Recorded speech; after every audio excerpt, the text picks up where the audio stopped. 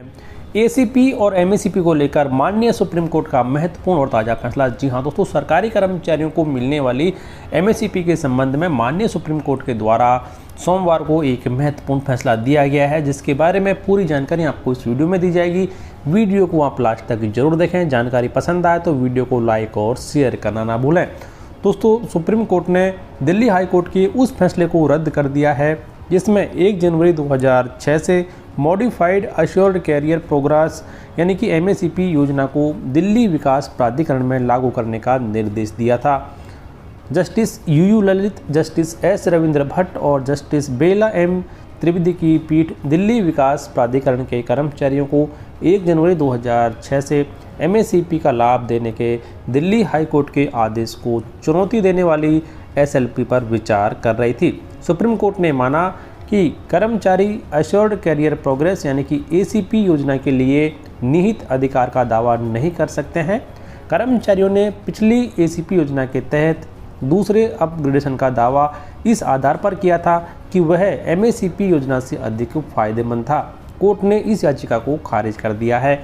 न्यायालय ने कहा है कि कर्मचारियों का एक समूह जो कि तत्कालीन प्रचलित शासन या नीति से लाभान्वित हो सकता था, बाद की नीति में मजबूत और स्पष्ट संकेतों के अभाव में जोर नहीं दे सकता कि उन्हें हटाई गई नीति के तहत लाभ दिए जाने का अधिकार है। यानी कि अब यहाँ पर जो फैसला दिया गया है वो ये दिया गया है कि सरकारी कर्मचारी जो मौजूदा नियम हैं उनके तहत ही उन्हें फ़ायदे दिए जाएंगे। तो एक सरकारी कर्मचारी पिछले नियमों के तहत फ़ायदा लेने का अधिकार नहीं जता सकता। पीठ ने दिल्ली विकास प्राधिकरण के उपाध्यक्ष वी नरेंद्र कुमार और अन्य में अपील की अनुमति देते हुए कहा कि कुछ कर्मचारी एसीपी लाभों के तहत अधिक लाभान्वित हो सकते थे यदि एमएससीपी योजना पहले की तारीख से शुरू नहीं की गई थी। तो ऐसा करने का कोई अधिकार नहीं है, कोई आधार भी नहीं है और एक कार्यकारी एजेंसी को दावा किए गए लाभ देने के लिए मजबूर करना भी सही नहीं है। कोर्ट ने पाया कि दूसरी एसीपी अपग्रेडेशन एक स्वचालित अधिकार नहीं था क्योंकि यह विभिन्न बाहरी कारकों पर निर्भर था और कर्मचारी इसके लिए निहित अधिकार का दावा नहीं कर सकता है। और अब यहाँ पर जान लीजिए कि जो एसीपी है और एमएससीपी है उसमें क्या डिफरेंस है उसके बारे में। तो केंद्र सरकार ने एसीपी योजना को हटाने के लिए मई 2019 में एक कार्यालय ज्ञापन द्वारा एमएससीपी योजना की शुरुआत की थी। इसके अलावा एमएससीपी को उस योजना में एक विशिष्ट शर्त के माध्यम से पहले की तारीख यानी कि 1 सितंबर 2008 से लागू कर दिया था सभी कर्मचारियों के लिए। तो यहाँ पर प्रतिवादी कर्मचारियों को 3 जनवरी 1985 से शुरू होने वाली विभिन्न तिथियों से डीडीए द्वारा नियमित कार्य प्रभारित मालिक के रूप में नियुक्त किया गया था। 12 साल की नियमित सेवा के पूरी होने पर उन्हें 3 जनवरी 1997 से एश्योर्ड कैरियर प्रोग्रेस यानी कि एसीपी योजना के तहत पहला वित्तीय अपग्रेडेशन प्रदान किया गया था। वो 24 साल की सेवा पूरी करने पर 3 जनवरी 2009 से दूसरे वित्तीय अपग्रेडेशन के लिए पात्र हो गए थे और उन्हें डीडीए द्वारा प्रदान नहीं किया गया था। चूँकि डीडीए ने 6 अक्टूबर 2009 के एक आदेश द्वारा 1 सितंबर 2008 से एमएससीपी योजना शुरू कर दी थी।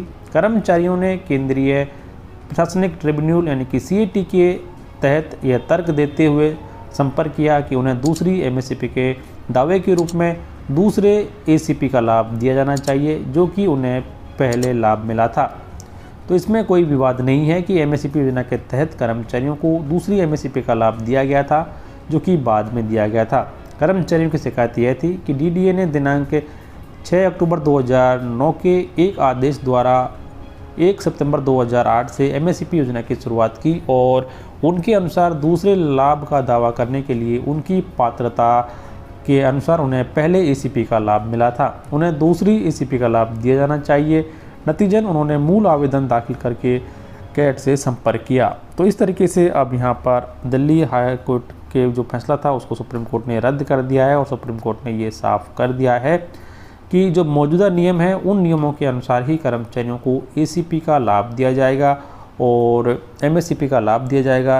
एक सरकारी कर्मचारी जो कि एसीपी का लाभ ले चुका है उस कर्मचारी को फिर से एसीपी के तहत लाभ नहीं दिया जाएगा। उस कर्मचारी को एमएससीपी के जो नियम हैं उनके तहत ही लाभ दिया जाएगा।